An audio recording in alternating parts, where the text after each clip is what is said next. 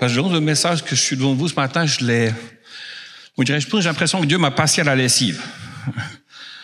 J'ai dit, ouf, ta parole ce matin, je ne l'ai trouvée pas facile. Vous avez entendu que je vais parler de craindre Dieu. Mais qu'est-ce que ça veut dire? Puis j'avoue, plusieurs fois, j'ai tremblé cette semaine devant Dieu. Je dis, est-ce que je suis vraiment à la hauteur de ce que tu attends? Puis Dieu est un Dieu de bonnes nouvelles, Dieu est un Dieu de grâce, Dieu est un Dieu de pardon. J'étais très rassuré. Mais sur le moment que j'ai lu la parole de Dieu, j'ai dit, ouch, ça fait mal. Mais je vais commencer par des bonnes nouvelles.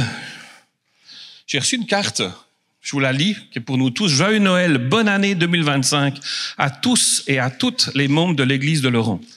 Je vous souhaite une belle naissance de Jésus, le 25 décembre, et un beau temps des fêtes rempli d'amour, de partage, de joie. Et le dernier et le dernier et non le moindre, la paix intérieure. Sincèrement, Mélanie qui est en prison à Joliette. Alors voilà, elle nous encourage. Je commencerai par quelques témoignages. Hier après-midi, avec Nathalie, on est allé au Noël de la Chapelle, à Montréal, l'église La Chapelle. Et on avait avec nous 6 femmes qui ont été un temps en prison à Joliette. Et maintenant, certaines sont rentrées chez elles, certaines sont encore en maison de transition. Et puis, quand on arrive là-bas, c'était un cégep. Le stress de ces femmes, mais qu'est-ce qui va se passer? J'arrive où? Première chose, elles avaient envie d'un café, il n'y a pas de Tim Hortons.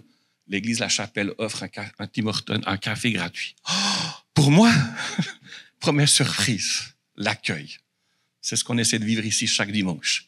Ça les a touchés. Deuxièmement, il y avait des pasteurs qui étaient déguisés, mes amis, en sapin de Noël. Ils étaient magnifiques. Laurent, tu crois qu'on peut faire un selfie? Je dis, vas-y. Elles étaient toutes contentes de faire un selfie. Tu viens de faire un selfie avec le pasteur. Hein? Waouh! Ils n'ont pas peur? Ben non. Pourquoi? Puis après, il y avait la pièce de théâtre, pièce de Noël, extraordinaire. Puis David, dans son message, il dit à un moment donné, il dit, mais ça vient à la maison, j'ai une crèche de Noël. Puis j'aime la crèche. Puis mon petit garçon de 6 ans, il arrive vers moi un matin. Papa, j'ai cassé Jésus. Oh non, c'est pas grave. Puis David, il a cassé Jésus. Il a cassé Jésus. Puis David, on va prendre la colle, on va réparer. Mais il y avait un bout de tête, il y avait un bout de bras, il y avait un bout de... Tout était cassé.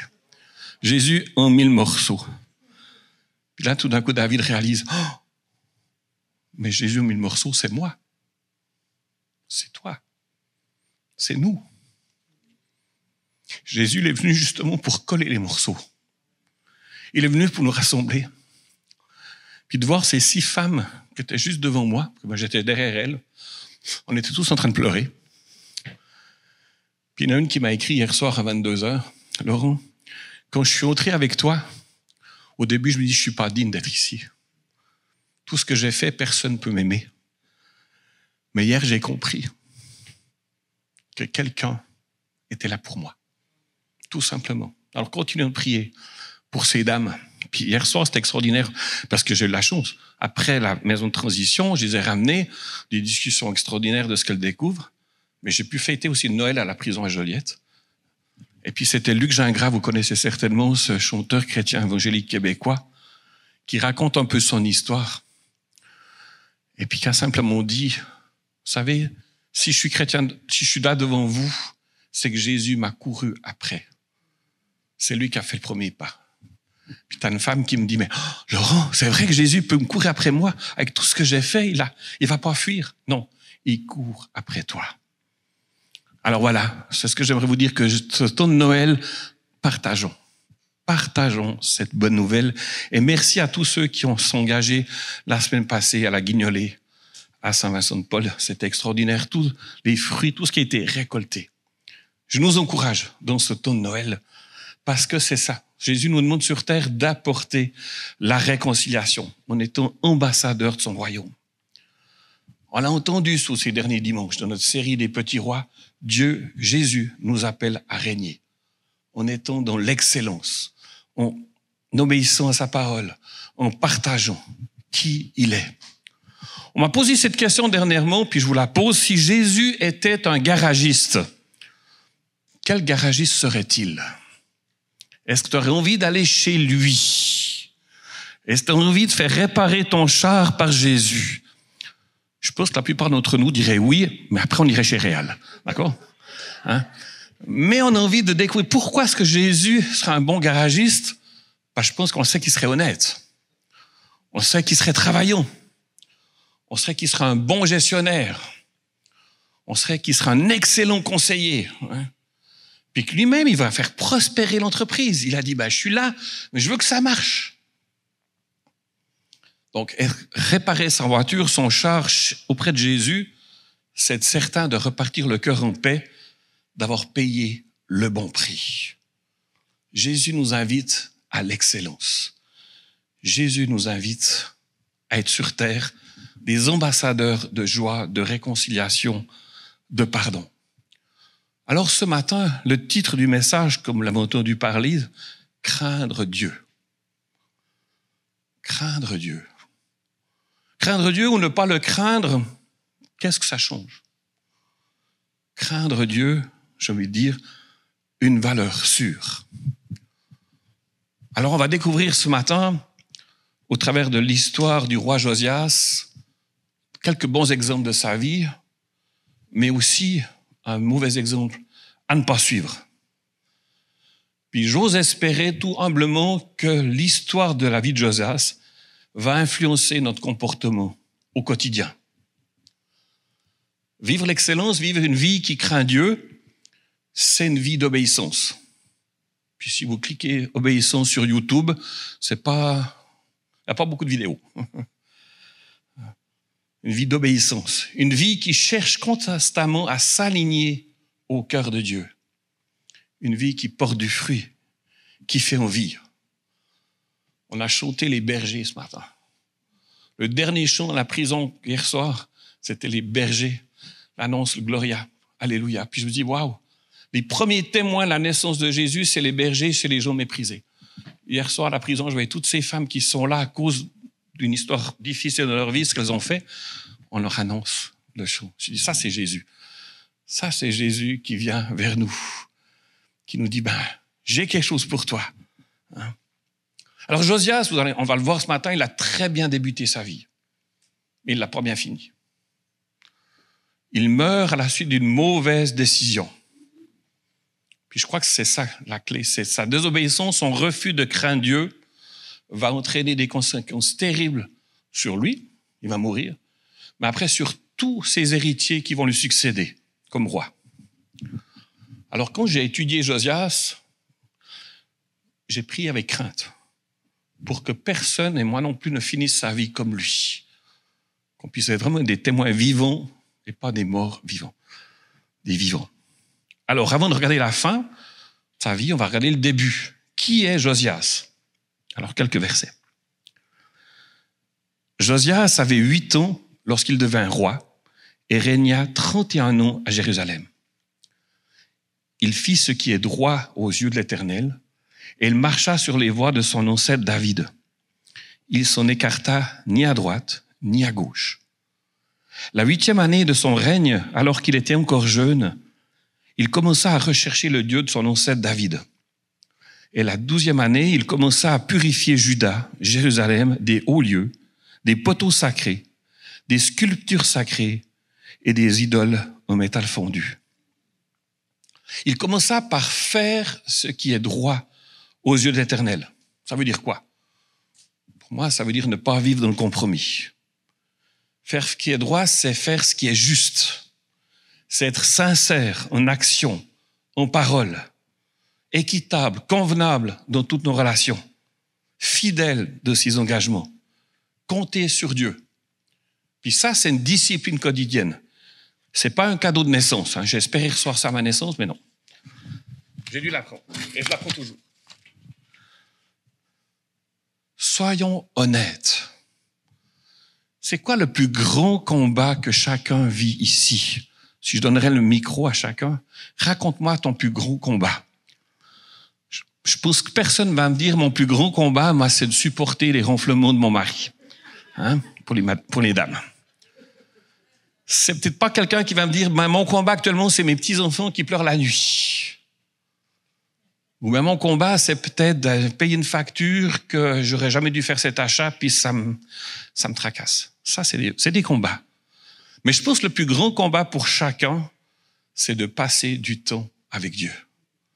De s'arrêter, de prier, de lire la Bible, d'écouter ce que Dieu veut, de lui demander conseil. Parce que Dieu veut nous rencontrer dans ces temps d'arrêt, dans ces temps où on met notre cœur face à Dieu. Et Dieu nous rencontre dans nos luttes, dans nos dépendances, dans nos problèmes. Il n'a pas peur, lui, de venir. Il vient. Il attend juste qu'on s'arrête, puis qu'on soit ouvert. Vous le savez tous, mais notre cœur change. Comment? Dans la présence de Dieu. Quand on s'arrête, quand tu lui dis ce qui se passe, on le laisse se révéler à nous. Jésus, le Fils de Dieu, lui-même, il s'est retiré régulièrement pour passer du temps avec son Père. Donc, s'il l'a fait, qui suis-je pour pas le faire? Je répète l'annonce. On va bientôt avoir 30 jours de jeûne et prière, du 8 janvier au 7 février. C'est une invitation, je me dirais un rendez-vous galant avec Dieu qui est devant nous. Chaque jour, vous allez recevoir un passage biblique à lire. Puis en vous inscrivant sur le calendrier, vous allez découvrir des noms. Ah tiens, aussi cette personne jeune, pourquoi pas vous inviter? Pas pour un repas, mais pour prier ensemble, pour lire la Bible ensemble. On a besoin les uns des autres. Alors Josias, je reviens à Josias parce que vous comprenez que j'essaie d'actualiser Josias dans ma vie, dans notre vie. Lui, il commence son règne, qui est nous aussi, notre règne, parce qu'on est des rois sur terre, donc on commence notre histoire de vie en cherchant à marcher sur les voies de son ancêtre David, sans s'en écarter. David, c'est un père dans la foi. Ça peut être pour nous un mentor, ça peut être un grand frère, une grande sœur. Quand j'ai besoin de quelque chose, que je m'adresse à un ami, ça ne veut pas dire un plus âgé, ça peut être un très jeune dans la foi, peut aussi nous aider. Quelqu'un dans la foi qui a vécu et qui soit avec Dieu. Est-ce que je me tourne comme Josias en suivant l'exemple de David? Est-ce que je vais besoin? C'est un encouragement pour moi. Donc Josias s'est inspiré des bons coups de David. Il ne veut surtout pas répéter les mêmes erreurs de David. La vie chrétienne, comme je l'ai dit, ce n'est pas une marche en solo. Lire des témoignages, comme on a entendu d'Héloïse. Regarder, par exemple, la série Chosen. Se chercher un partenaire de prière, c'est d'excellents investissements. Ça nous aide dans toutes les pressions qu'on a. Dire, je veux lire, j'ai besoin de parler, j'ai besoin de prier. Puis Josias grandit dans ses responsabilités. Il a dit, OK, David, c'était là, c'est bon, mais je dois aller plus loin. La Bible nous dit que Josias commence à rechercher Dieu. J'aime ça. J'aime cette progression. Rechercher Dieu, son caractère, ses valeurs, ses exigences. Puis rechercher Dieu, ça veut dire quoi? Pour moi, c'est lire et encore lire la Bible. Entre autres. Plus Josias va apprendre à connaître Dieu, plus Josias a envie de faire connaître Dieu. Qu'est-ce qui se passe? Il va purifier sa ville. Il va purifier sa région des idoles. Il va oser se lever. Ce que je vois, ça va pas. Vous me direz, il est roi, moi je suis pas roi. Non. Mais on a tous, quelque part, Dieu nous appelle au travail, dans notre famille, de dire stop. De dire là, ça va pas. Ayons courage. Josias dénonce ce qui est mal. Il enlève les pommes pourries du panier qui contaminent les pommes en bonne santé. Surtout, il obéit. Alors, notre foi chrétienne aujourd'hui, elle repose sur quoi?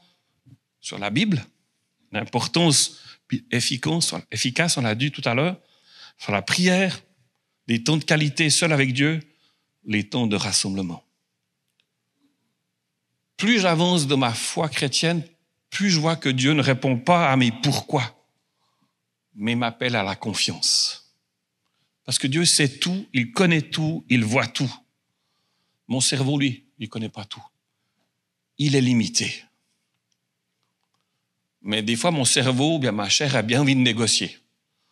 Un petit truc de papa, là, ma petite Sonaine, quand elle habitait à la maison, ce qu'elle m'a énervé. Sa chambre, mes amis, c'était terrible. Je n'osais pas y entrer parce que j'ai l'impression de tout casser. Solène, range ta chambre. Solène, range ta chambre. Solène, range ta chambre.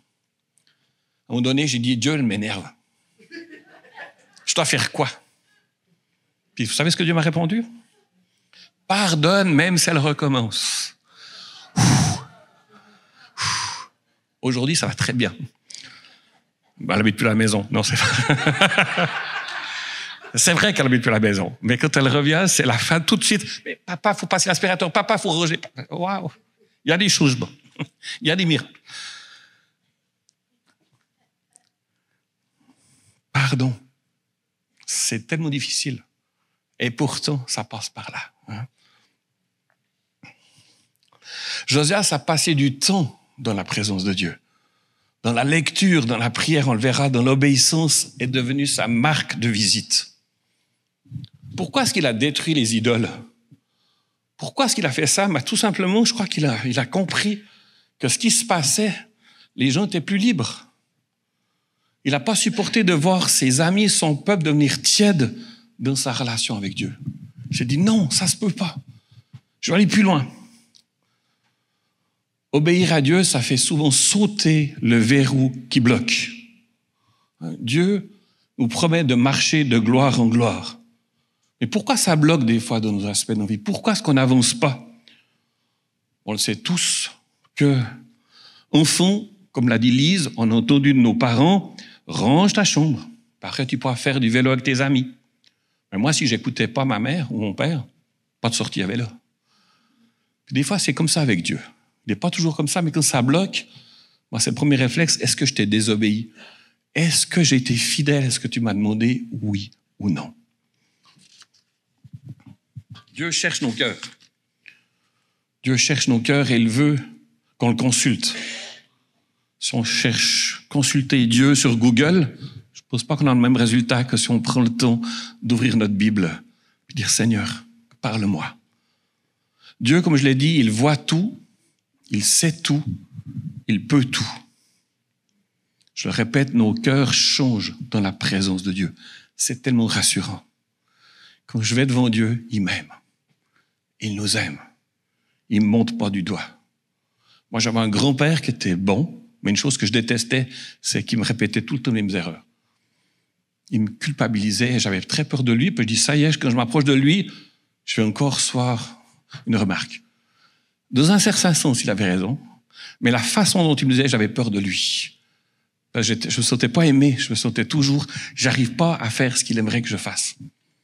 Et pendant longtemps, Dieu, c'était ça avec moi. Je dis, mais Dieu, j'arrive pas. Hein. Tu vas encore me montrer du doigt, puis je vais me reculer. Je serai méfiant. J'ai pas envie de m'approcher. Mais quand j'ai compris qu'il m'aimait, je me suis laissé aimer, puis j'ai progressé. Je crois que j'ai changé de plus en plus. Et j'ai réalisé que plus je m'approche de Dieu, dans son intimité, qu'est-ce qui se passe? Mes soucis, nos soucis diminuent. Alors dans ce temps de Noël, j'ai envie de dire, ne profitons pas de Dieu comme un Père Noël, même si c'est dans sa nature de se montrer généreux. Il nous aime, il veut nous faire des cadeaux, c'est certain. Hein? Le temps passé, j'ai réalisé aussi que le temps passé dans la présence de Dieu est un gain pour ma journée. L'intimité produit la vie. Un autre exemple, peut-être vous connaissez John Wesley. C'est un prédicateur en Angleterre qui a vécu un réveil, qu'il a prêché plus de 500 fois dans sa vie, mais je crois seulement 10 fois dans les églises.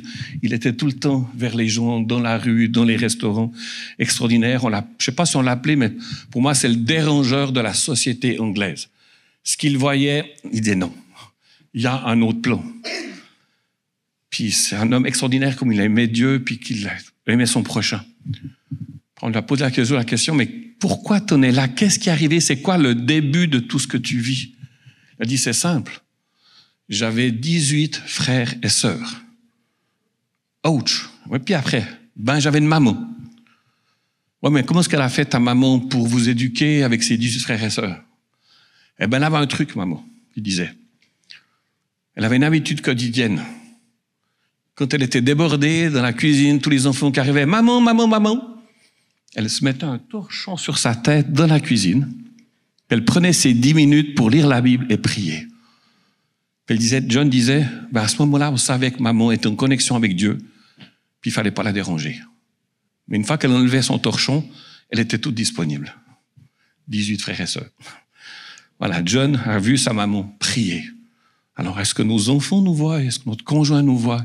Est-ce qu'on prend ce temps dans la présence de Dieu? Je vais dire comme ça, notre job, c'est de lire la Bible, et le job de Dieu, c'est de mettre sa parole en nous quand on en a besoin. C'est ça qui est extraordinaire. On lit la Bible, des fois on ne comprend pas toujours, mais relire la Bible, petit à petit les choses vont entrer. À un moment donné, on va se retrouver dans une situation, mais je dois faire quoi? Puis tout d'un coup, Dieu va nous rappeler un verset, une parole qu'on a entendue. On la redit ce matin, je le redis, percez et vous verrez, persévérez. Notre temps avec Dieu nous permet de rester dans la paix, dans la confiance, peu importe la saison dans laquelle nous traversons. Autrement, Matthieu l'évangéliste le dit, ne soyons pas des hommes, des femmes du moment qui entendent, qui reçoivent la parole avec joie, mais parce que la parole n'a pas de racine en eux, ils changent facilement d'avis et abandonnent tout de suite. C'est terrible ça. On entend, waouh, ça fait du bien, on sort, tout de suite c'est déjà oublié. Je crois que c'est Nathalie Ardouin qui a tous les jours son petit cahier, qui écrit. Moi, c'est pas ma discipline, je devrais. Mais souvent, là où son cahier, puis elle me rappe, quand on se retrouve avec Jeunesse en Mission, ça me touche chaque fois. Tellement raison de prendre du temps de noter. Le temps avec Dieu, le temps passé avec Dieu limite le stress dans nos vies, calme nos angoisses. Vous avez vu ce matin aussi la beauté des arbres, je pense le givre, n'est-ce pas? Qu'est-ce que Dieu dit par rapport aux arbres? Heureux l'homme qui trouve son plaisir dans la loi de l'Éternel et la médite jour et nuit. Il ressemble à un arbre planté près d'un cours d'eau. Waouh! Est-ce que je suis un bel arbre? Est-ce que tu es un bel arbre? Cet arbre donne son fruit en sa saison et son feuillage ne se flétrit pas. Tout ce qu'il fait lui réussit. La clé, trouve son plaisir dans la méditation de la parole de Dieu. Alors Josias, on y retourne. Qu'est-ce qu'il a fait quand il a découvert Dieu? Quand il a découvert le cœur de Dieu? Josias ne s'est pas arrêté à Jérusalem. Poussé par l'amour de Dieu, il est sorti de sa zone de confort. Je dirais qu'il a développé un cœur missionnaire. Il s'est mis au travail en abattant les faux dieux. Il est allé plus loin que sa région. Si tous pensent que c'est OK de vivre ainsi, pour Josias, c'était pas OK. Je veux dire, il s'est pas laissé endormir par le serpent qui était en train d'endormir tout le monde. Josias a dit non. Ce que je vois, ça ne peut pas continuer comme ça. Il n'a pas seulement parlé, il a agi. 2 Chroniques 34, dans les villes de Manassé, d'Éphraïm, de Siméon et même de Nephtali, dans les ruines tout autour, il a démoli les autels, mis en pièces les poteaux sacrés, les sculptures sacrées, jusqu'à les réduire en poussière. C'est un roi bon jusqu'à maintenant. Il a donné du travail, il a fait payer ses ouvriers, il a fait restaurer le temple, et même le climat en Israël a changé. C'est le verset 12 qui nous dit « Ces hommes ont agi avec honnêteté dans leur travail. » Waouh! D'obéir à Dieu, ça a une conséquence. De mettre en pratique ce que je lis, ça a une conséquence autour de nous. Les hommes ont agi avec honnêteté. Donc, pour Josias, craindre Dieu, pour lui, ça a été de la joie, ça a été de l'entraide, ça a été de la reconnaissance des différents métiers. Il a mis plein de personnes au travail. Chacun a une place particulière, unique. Pour moi, c'est hyper encourageant. De voir que ce roi, tout d'un coup, a pas regardé pour lui, il a dit non, il faut que je partage. Il faut que je donne. Puis les travaux continuent. Puis la Bible nous dit que dans leurs travaux, ils ont découvert le livre de la loi de la maison d'Éternel. On a fait la lecture. Et regarde, on a trouvé la Bible là. C'était les 5 premiers livres dans l'Ancien Testament. Et quand on fait la lecture au roi, sa réaction pour moi, bouleversante, extraordinaire, il déchire ses vêtements. Ça veut dire quoi? Il capitule. Il reconnaît l'autorité de Dieu. Comme l'a dit Lise, quand Dieu dit quelque chose, il va le faire. Quand maman de Lise disait quelque chose, elle va le faire. Quand Lise disait quelque chose, elle va le faire. Dieu, c'est la même chose. Voilà ce qu'il constate, Josias, dans l'autorité de Dieu. Elle doit être grande, la colère de l'Éternel, prête à se déverser sur nous. Parce que nos ancêtres n'ont pas respecté la parole de l'Éternel et ne se sont pas conformés à tout ce qui est prescrit dans ce livre. Waouh! Tout d'un coup, Josias prend conscience que Dieu a des exigences. Que la désobéissance envers Dieu, ça conduit division, corruption, malheur, guerre, difficultés dans les relations. Josias est heurté parce qu'il dit non, ça se peut pas, il déchire ses vêtements. Il a peur, il a dit aïe, aïe, aïe, qu'est-ce qui va nous tomber dessus? Qu'est-ce qui va nous arriver? Donc, Josias fait réaligner le pays au standard de Dieu. Il sait que la colère de Dieu est juste, mais il veut aussi que son peuple reconnaisse la bonté de Dieu. Alors Josias va chercher l'Éternel, va purifier le pays selon la pensée de Dieu. Il fait lire la Bible à toutes les générations autant. C'est ça que je trouve beau. Enfants, parents, grands-parents, tout le monde était là. Et quand Dieu dit quelque chose, je l'ai dit, ça va se passer. La Bible, c'est quoi? On sait que c'est la parole de Dieu. On sait qu'on a lu. Luc Gingras disait, moi, hier à la prison, il disait, vous savez, moi, j'étais un chanteur de rock. Moi, j'allais dans les bars. Puis, c'était pas forcément la belle vie, mais je chantais. Puis, souvent, je me moquais de Dieu. Mais un jour, dans un concert, il y a quelqu'un qui est venu vers lui, qui lui a juste donné le petit Nouveau Testament des Gédéons. Il a dit, c'est quoi ça? Il a dit, lis-le, puis un jour, tu vas chanter ce qui est écrit là-dedans. Il a rien dit, oh. Mais effectivement, il a commencé à le lire. Puis sa vie aujourd'hui a été complètement transformée. Et il chante ce qui est écrit dedans. Petit cadeau. La Bible explique qui est Dieu. Surtout, elle nous donne des réponses aux questions existentielles. Elle offre des guérisons pour nos histoires de vie. Elle révèle le futur. Comme l'a dit Lise, on va se retrouver avec des petites robes blanches. Peut-être pas moi, mais... Non, des pantalons blancs, exactement, merci. Purifiés avec Jésus. La Bible est pour toutes les générations, toutes les cultures. La parole de Dieu transforme les vies. T'as pas d'idée pour un cadeau de Noël? Offrir une Bible? Vas-y. C'est un bon cadeau. Lire la Bible, c'est recevoir des réponses, des révélations. Puis comme Josias, lire la Bible, c'est accepter aussi d'être heurté, de changer de comportement. Il y a des pages qu'on n'aime pas lire. Mais c'est un Dieu d'amour qui nous reprend pour nous amener dans la liberté. C'est pas pour nous montrer du doigt, nous accuser. Alors la Wycliffe, c'est une des grandes missions qui traduit la Bible. Qu'est-ce qu'elle a fait? Je vous le dis, en septembre 2024, ça m'a encouragé quand j'ai lu ça. Donc il y a 2 mois en arrière, 3 mois. Aujourd'hui, dans le monde, il y a 6 milliards de personnes qui ont une Bible dans leur propre langue sur Terre. 835 millions, soit 1726 langues en Nouveau Testament. 1274 autres langues en quelques passages de la Bible qui ont été traduits. 98% de la population mondiale ont accès à une partie de la parole de Dieu. On en est là. C'est encore le livre le plus traduit, le plus lu, le plus distribué au monde.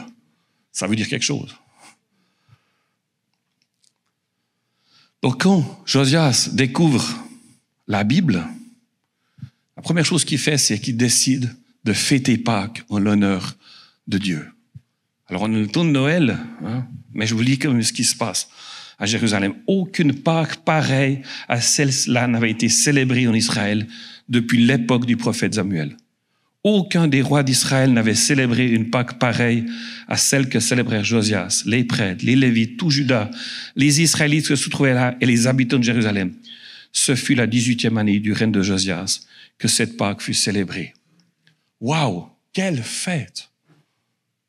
Puis j'explique pas tous les sacrifices d'animaux, tout ce qu'il y avait, c'était extraordinaire. Vous savez, certains que j'étais à Phoenix la semaine passée, aux États-Unis, avec quelques leaders chrétiens, on prépare activement les 2000 ans de la résurrection de Jésus. 2033, c'est dans 8 ans. Alors imagine, le 17 avril 2033, vous allez m'entendre souvent avec cette date-là, mais sur chaque fuseau horaire sur Terre, des chrétiens de différentes églises qui s'unissent, qui témoignent en action, qui donnent gloire à Jésus. Ça va être glorieux. Il faut se préparer. Moi, je rêve qu'à Manoman, qu'il y ait un powwow ce jour-là, qu'une fête en l'honneur de l'Éternel. Je rêve que des églises dans la Naudière s'unissent, fassent quelque chose pour les démunis. Je rêve que tous les chrétiens de la Naudière, avec une Bible, tu parles quelle langue, mon voisin? Je t'offre une Bible. Je t'invite, par exemple, à un cours alpha. J'aimerais que tous les habitants de la Naudière entendent que Jésus est ressuscité. Ça, c'est la Pâque de Josias. Il a fait quelque chose, il voulait que tout le monde le sache, à notre tour aussi. Michael a cité Rick Warren, il n'était pas avec moi la semaine passée, mais il était juste avant avec Olivier, qui a reçu cette vision de célébrer la Pâque en 2033. Et voilà ce qu'il a dit. Dans notre monde polarisé, il est facile d'ériger des murs et de faire cavalier seul avec sa propre tribu, sa propre église. Il faut du courage pour construire des ponts vers d'autres personnes qui aiment Jésus, mais qui ne croient pas ou ne pratiquent pas la foi de la même manière que vous. Alors que j'écoutais, je regardais un petit groupe de 24 dirigeants chrétiens influents, représentant un large éventail du corps de Christ, sortir de leur zone de confort afin de commencer à collaborer pour évangéliser. J'ai senti que Dieu souriait du ciel. Il avait trouvé un groupe de personnes désireuses d'être une réponse à la prière de Jésus pour l'unité de son Église, pour laquelle il avait prié dans le jardin de Gethsémani la nuit avant qu'il ne soit crucifié. Jésus sourit quand on est ensemble. Ça en fait du bien. Werner Nachtigal du mouvement Go Movement, c'est un mouvement d'évangélisation. Voilà ce qu'il a dit quand il a entendu parler de ce projet 2033. Atteindre le monde entier avec l'évangile jusqu'en 2033 est la vision la plus convaincante. Le Seigneur est en train d'unir les dénominations et les ministères pour ce grand objectif. Quel geste étonnant de Dieu. Tout le monde peut atteindre quelqu'un, mais ensemble, nous pouvons atteindre le monde. Donc on est là. Qu'est-ce qui va se passer en 2034? J'en sais rien. Est-ce que Jésus va revenir avant 2033? Peut-être. Je ne sais pas. Mais c'est le temps d'être ensemble, je crois. Comme Josias. J'aimerais faire partie de cette génération avec vous qui hâte la venue de Jésus.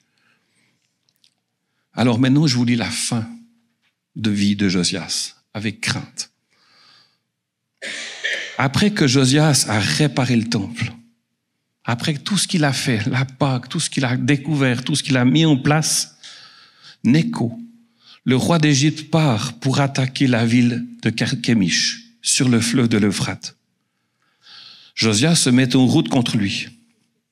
Et Nécho lui envoie des hommes avec ce message. « Mais roi de Juda, mais qu'est-ce que tu me veux? C'est pas toi que je viens combattre, c'est un autre ennemi. Et Dieu m'a dit d'aller vite. Dieu est avec moi. Cesse de t'opposer à lui, sinon il va te faire mourir. » Pourtant, Josias ne changea pas d'avis.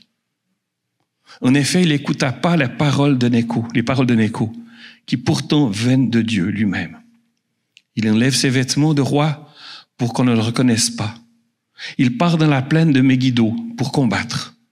Et pendant le combat, les soldats lancent des flèches sur le roi Josias. Celui-ci dit à tes serviteurs, emmenez-moi, je suis gravement blessé. Ses serviteurs le descendent de son char de guerre, ils le mettent donc sur son deuxième char et le ramènent à Jérusalem. Il meurt dans cette ville. Ouch. Voilà. Pourquoi est-ce que Josias n'a-t-il pas écouté les paroles de Nécho? Jusque-là, on pourrait dire que Josias n'avait pas un œil errant comme David, l'adultère. Il n'était pas devenu trop fier comme Osias et Ézéchias. Il n'avait pas fait de mauvaises alliances comme Josaphat. Il a tout fait conformément à la loi transmise par Moïse. Il a fait disparaître toute trace d'idole, restaurer le temple, rétablir les fêtes bibliques, conduit le peuple dans la crainte de Dieu. Mais Dieu a parlé à Josias, il lui a dit de rester à l'écart. Quand Dieu a dit non, c'est non. Mais Josias désobéit. Il choisit de se déguiser. Mais de quoi se cache-t-il? La Bible ne nous le dit pas, puis je ne vais pas entrer là-dedans, parce que je ne sais rien. Mais pourquoi? Imagine tout ce que Josias aurait pu faire de plus pour le Seigneur s'il était resté à la maison. Si Dieu avait dit à Josias, va dans cette bataille, il aurait été victorieux. Mais Dieu lui a dit de ne pas venir. Et ce péché a coûté la vie à Josias et a eu de terribles conséquences pour les Israélites. Au lieu d'être une lumière pour le monde, ils sont devenus le peuple rejeté, dominé, conquis, ridiculisé. Tout ça parce que Josias a dit non. Moi, c'est là que j'ai tremblé. Je dis, Seigneur, est-ce qu'il y a une fois je t'ai désobéi? Est-ce qu'encore, puis ça a des conséquences pas seulement sur moi? Je sais que si je meurs, c'est terrible, mais je sais que je vais aller vers Dieu. Mais ma femme, mes enfants, l'église, tout ce que j'aime, aïe, il y a des conséquences. On est tous des leaders. Important de se tenir devant Dieu. 3 rois ont succédé à Josias. Ce fut catastrophe sur catastrophe, jusqu'à l'exil, silence de Dieu pendant 400 ans. Tout ça parce que Josias a commencé à dire « Moi, je fais ce que je veux. Moi, j'ai pas besoin de Dieu. » À un moment donné de faiblesse. Alors, mes amis, fidèles jusqu'au bout, craindre Dieu, le chercher, l'écouter, être un instrument entre ses mains pour sa gloire, pour le bien de notre prochain, c'est une bataille quotidienne. Et ce sera le cas jusqu'à notre mort. On est tous ici des gens fragiles, faibles, comme l'a dit David hier à la chapelle, en 1000 morceaux, en miettes. Mais Dieu recolle, Dieu réajuste, parce qu'il est bon, parce qu'il nous aime. Il ne veut pas nous laisser nous perdre. J'aimerais nous dire à chacun d'entre nous que nous pouvons tous devenir une nouvelle personne. Parce que la vérité de Christ, c'est une vérité qui nous rend libres. Puis si on choisit de mettre notre confiance en Dieu aujourd'hui, notre vie, elle va prendre un nouveau chemin. Alors comment ne pas finir comme Josias? Comment pouvons-nous tenir dans la lumière de la sainteté de Dieu? On ne peut pas nous-mêmes nous approcher de Dieu. C'est Jésus, c'est Dieu qui est venu, qui a envoyé sa lumière jusqu'à nous. Puis quand Jésus est né cette nuit-là, quand Dieu est devenu un bébé, que l'infini est devenu un nourrisson, une porte s'est ouverte. L'univers a changé alors que Jésus avait commencé à tracer pour nous la voie vers le Père. Jésus est venu payer le prix pour nous. Il nous a ouvert les portes du ciel. Alors ne soyons pas comme Josias, désobéissants, mais allons vers Jésus, laissons-nous aimer. Alors je prie, en terminant, que Dieu m'aide, que Dieu nous aide à toujours écouter, obéir sa parole, jusqu'à ce que nous voyions sa face. Que Dieu nous garde, nous encourage à persévérer dans la foi au milieu de nous, au milieu de tous nos défis que nous traversons en ce moment et peut-être même l'année prochaine. Craindre Dieu, une valeur sûre, c'est sûr. Amen.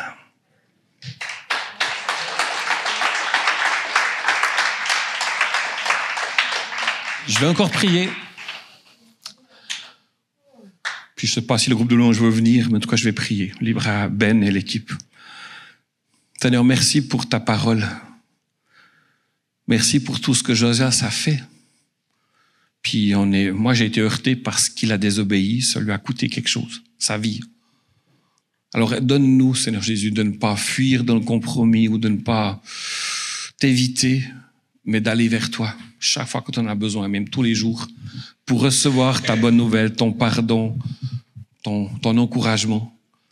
Puis donne-nous le courage aussi, la joie de lire ta parole, de nous laisser heurter par ton amour qui nous transforme. Que ce temps des fêtes qui s'approche dans nos familles, avec nos collègues, donne-nous cette joie d'être tes enfants pardonnés, puis d'annoncer quelque chose de glorieux. Ta venue, ta lumière qui est bonne. Alors oui, garde chacun ici, dans la paix, aide chacun, comme moi, à t'obéir, à te faire confiance, à marcher dans ton pardon et dans ta liberté. Au nom de Jésus. Amen.